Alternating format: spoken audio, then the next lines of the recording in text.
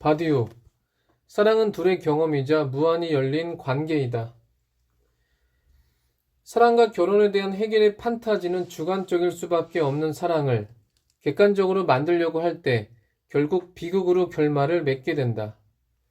여기서 사랑이 함축하고 있는 주관성이란 것은 사랑과 관련된 주체들의 자유를 전제하기 때문에 발생하는 것이다. 타자의 자유를 긍정하지 못한다면, 다시 말해 타자의 주관 혹은 내면을 긍정하지 못한다면 사랑에 남겨지는 것은 참담한 비극일 수밖에 없다. 이 점에서 사르트르와 보부아르의 사랑은 우리로 하여금 많은 것을 생각하도록 해준다. 그들은 타자의 자유를 긍정하면서도 사랑이 가능하다는 것을 몸소 보여주었기 때문이다.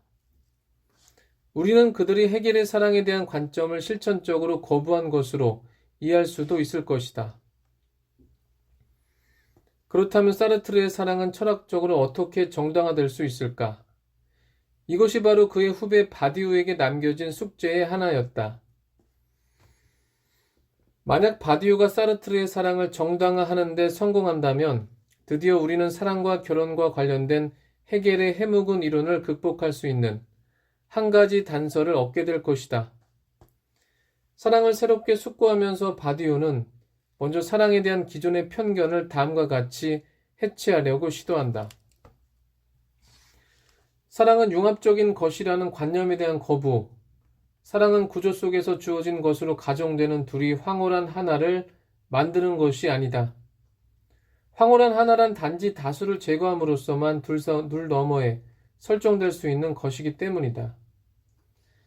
사랑은 희생적인 것이라는 관념에 대한 거부, 사랑은 동일자를 타자의 재단에 올려놓는 것이 결코 아니다. 오히려 사랑은 둘이 있다는 후사건적인 조건 아래 이루어지는 세계 경험 또는 상황의 경험이다. 조건들에서. 해겔에게 결혼은 가족은 사랑하는 두 사람이 하나로 결합되는 계기, 혹은 둘의 주관적 사랑이 우리라는 객관적 사랑으로 질적으로 변화하는 계기로서 사유되었다. 웨딩마치와 신혼여행은 바로 이런 하나로의 진입을 주관적으로나 객관적으로 선포하는 상징이라고 할 수 있다. 하지만 바디우는 하나라는 것은 둘의 일시적인 효과로 사유될 수 있을 뿐이라고 지적한다. 가령 내가 설레는 마음으로 손을 내밀었을 때 다행스럽게도 타자는 그 손을 잡아줄 때가 있다. 이 경우 나와 타자는 하나라는 순간적인 느낌을 받을 수 있을 것이다. 하지만 둘이 자신의 자유에 입각하여 손을 마주잡았던 것처럼 둘은 자신의 자유에 입각해서 손을 놓아버릴 수도 있다. 결국 아주 오랫동안 손을 마주잡고 있다고 할지라도 이것은 단지 두 사람이 서로의 손을 잡으려고 의지적으로 노력했기 때문에 가능한 것이다. 그렇다면 결국 하나라는 순간적 느낌의 이면에는 둘의 의지가 끈질기게 지속되고 있었던 것을 알 수 있다. 바디우가 황홀한 하나란 단지 다수를 제거함으로써만 둘 너머에 설정될 수 있을 뿐이라고 지적했던 것도 이런 이유에서이다. 하나의 느낌에 매혹되어 사랑이 둘의 자유로운 의지에서만 가능하다는 것을 쉽게 망각해 버리면 이것은 사랑의 본질에 대한 배신이라고 할 수 있다. 결국 둘을 강조하고 있을 때 바디우는 사랑을 유지하고 지속해 나가는 동력이 둘의 자유에 의해서만 가능하다는 사실을 강조하고 싶었던 것이다. 당연히 상대방에 대한 일방적 헌신이나 희생은 사랑의 문제에서 존재해서는 안 될 것이라고 할 수 있다. 일방적인 헌신이나 희생은 자신의 자유를 부정하는 행위이기 때문이다. 나아가 상대방의 속내를 고려하지 않고 그에게 자신의 삶을 헌신하거나 희생하는 것은 오히려 상대방에 대한 폭력이 될 수도 있다. 또한 결혼해서 하나가 되었다는 이유로 상대방에게 자유를 포기하고 결혼 생활을 헌신할 것을 강요하는 것 역시 타자에 대한 사랑과는 거리가 먼 행위라고 할 수 있다. 이것은 상대방의 자유를 부정하는 행위이기 때문이다. 스스로 행한 헌신이든 아니면 상대방에게 강요한 희생이든 이는 사랑의 관계가 둘의 자유에 근거한 의지 위에 기초하고 있음을 간과한 것이다. 이 때문에 바디오는 사랑이란 동일자를 타자의 재단에 올려놓는 것이 결코 아니라고 역설했던 것이다. 마침내 바디오는 우리에게 사랑에 대한 다음과 같은 놀라운 정의를 제안했다. 사랑은 둘이 있다는 후사건적인 조건 아래 이루어지는 세계의 경험 또는 상황의 경험이라고 말이다. 다시 말해 사랑은 하나가 되는 것이 아니라 둘의 사건이라는 것이다. 바디오의 표현 중 둘이 있다는 후사건적 조건이란 표현이 매우 난해하게 느껴질 수 있다. 여기서 다음과 같은 경험을 떠올려 보면 그의 말이 이해 불가능한 것도 아니다. 사랑에 빠진 사람이라면 누구나 이 세상에는 자신과 상대방이 주인공으로 등장하는 경험을 하게 마련이다. 반대로 사랑의 경험에서 나와 타자를 제외한 일체의 사람들은 모두 조연들로서 배경의 자리로 물러나게 된다. 이처럼 둘만이 주인공으로 대두되는 경험은 사랑이란 사건이 발생한 뒤에나 가능한 것이다. 이 때문에 바디오는 둘이 있다는 후사건적인 조건을 이야기했던 것이다. 그런데 바디오에게 둘이 주인공으로 대두되는 이러한 느낌은 사랑의 완성이 아니라 사랑의 시작으로 사유되고 있다. 이제 둘로서 직대면하게 된 두 사람은 마치 무인도에 표류한 사람들처럼 모든 것을 새롭게 시작하고 모든 것을 새롭게 경험할 수밖에 없기 때문이다. 그래서 해겔과는 달리 바디오의 사랑은 다음과 같은 혁명적인 성격을 띠게 된다.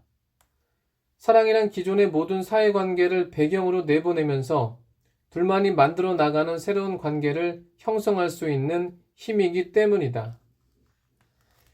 사랑이란 그 자체가 비관계, 탈결합의 요소 속에 존재하는 이 역설적 둘의 실제성이다.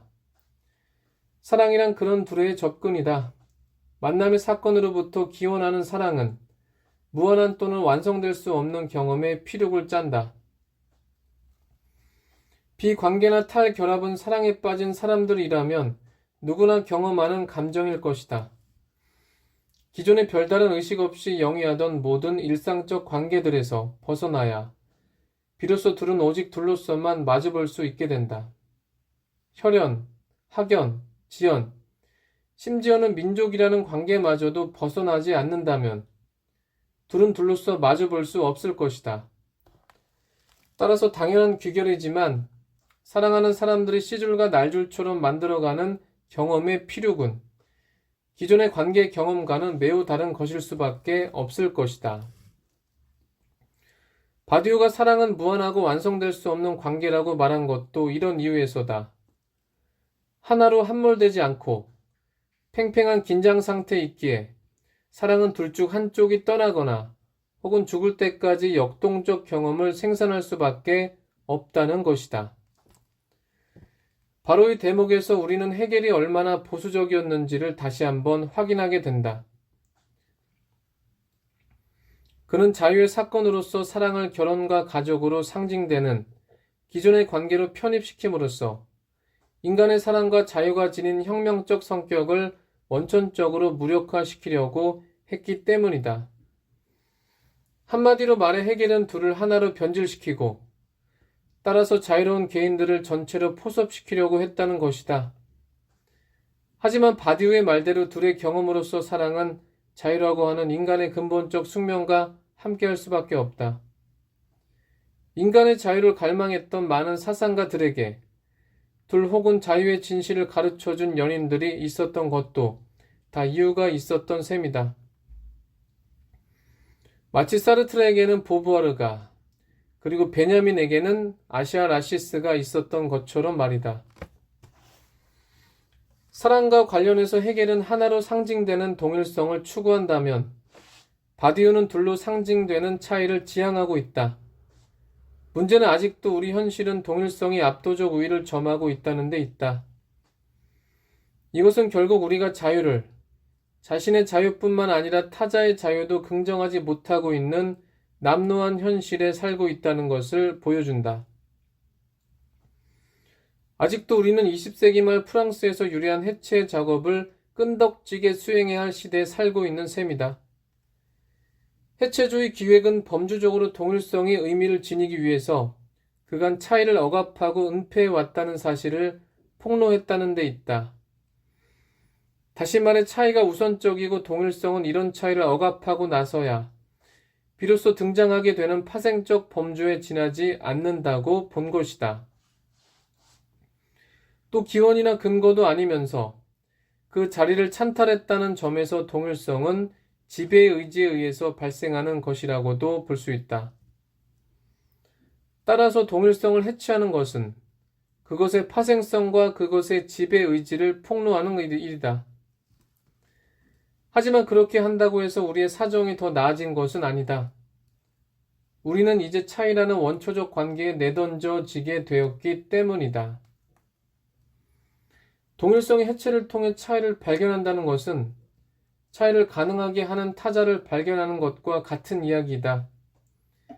동일성이 미리 설정된 관계의 논리로 작동했다면 차이는 그런 미리 설정된 관계가 없이 우연한 타자와 어떤 우발적인 관계를 만들도록 강제한다.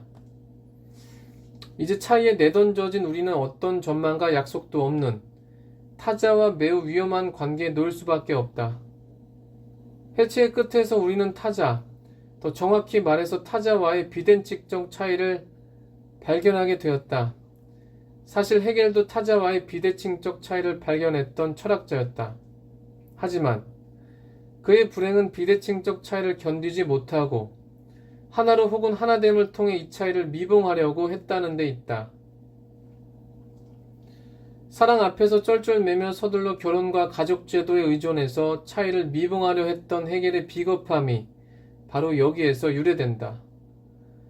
반면 바디우는 우리에게 비대칭적 차이를 힘들어서 포기하고 싶더라도 끈덕지게 견뎌내야만 한다고 역설한다. 사랑의 관계에서 그가 역설했던 둘이란 바로 이 비대칭적 차이를 상징하는 것이다. 이처럼 바디우에 따르면 둘을 하나로 환원하려는 유혹을 견뎌낼 때에만 우리는 비로소 사랑의 주체가 될 수 있다. 윤리학에서 그가 주체란 충실성의 지지자가 아니면 아무것도 아니라고 강조했던 것도 이런 이유에서이다. 이는 결국 둘에 대한 즉 비대칭적 차이에 대한 충실성을 일컫는다.